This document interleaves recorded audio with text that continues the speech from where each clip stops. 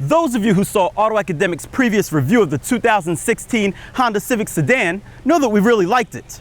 So besides the body, what's new with the hatchback sport?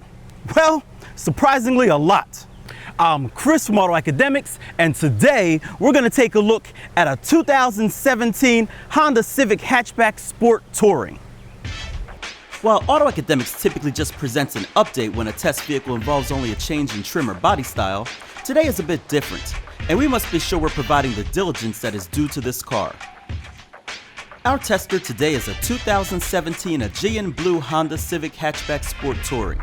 Because equipment that might be considered optional coincides with Honda's trim packages, the Touring trim comes pretty loaded with features such as 18-inch alloy wheels with all-season tires, LED daytime running lights, headlights, and fog lights, heated power door mirrors with turn indicators, capless fuel filler, one-touch power moonroof with tilt, tailgate spoiler, dual exhaust, an aero kit, and remote engine start.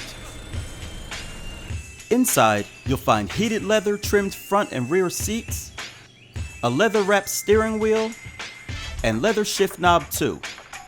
There's a 540-watt 12-speaker premium audio system with subwoofer, dual-zone climate control, 7-inch touchscreen with satellite-linked navigation, multi-view rear camera, Honda lane watch, and push-button start.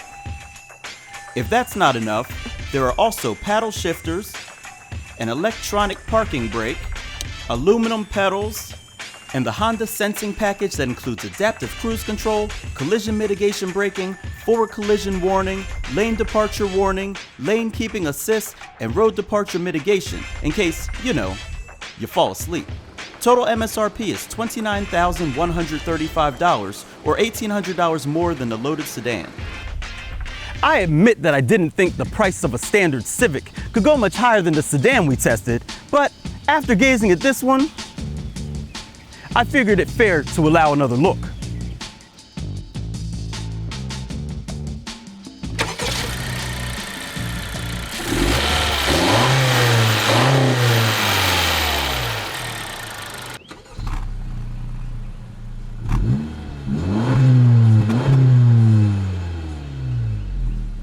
For starters, the direct-injected 1.5 low-inertia monoscroll turbocharged 4-cylinder engine in sport models bumps horsepower up to 180 with the same 162 pound-feet of torque as before.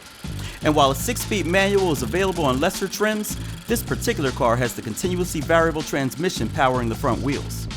That combination provides enough grunt to power this car to 60 in 7.5 seconds, which is slower than the sedan, but this hatch does start to catch up in the quarter at 15.5 seconds at 91.5 miles per hour.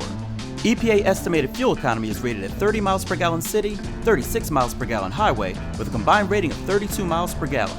AutoAcademics saw an average of 32.5 miles per gallon during testing on the recommended premium fuel. So, those performance specs were a bit surprising. But at least it looks fast.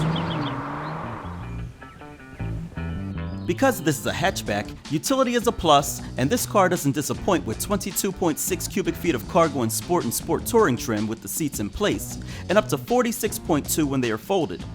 There's also a cleverly mounted retractable cargo cover to keep things out of sight.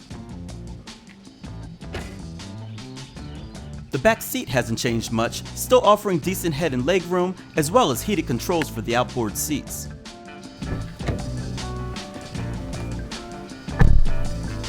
Not only is the exterior of this Civic hatchback sporty, but the interior looks the part as well. To be honest, there isn't a ton that's different from the sedan, and that's a good thing. So, now it's time to start it up and see how it drives.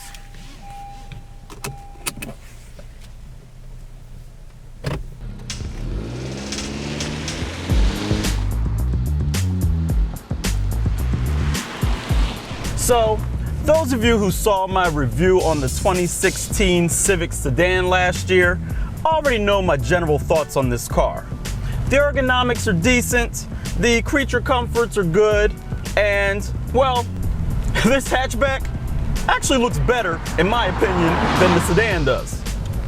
There's really not that much to complain about in this car. Well, except for the fact that the touchscreen is angled so that it gets washed out by the sun if you have the sunroof open. The touchscreen buttons can be a bit of a challenge to press the specific one that you want while you're driving. There's still no radio dial for the volume, and also there's a bit of a blind spot out back in that rear 3/4 panel area. But that's what Honda Lane Watch is for. All that being said, I still really like this car. So now let's address some of the positive points of this car.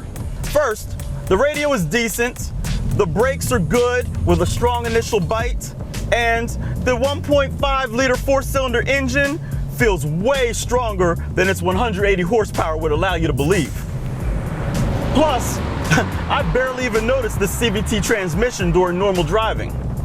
The suspension, however, is probably the crown jewel of this car, with its fantastic blend of compliancy over bumps, yet composure through the twisty stuff.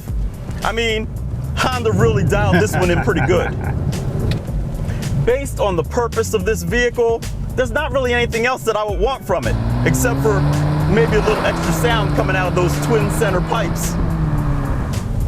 In my personal opinion, this is the best Civic that you can buy today. Now all we need is not only an SI version of the coupe and sedan, but this hatchback too.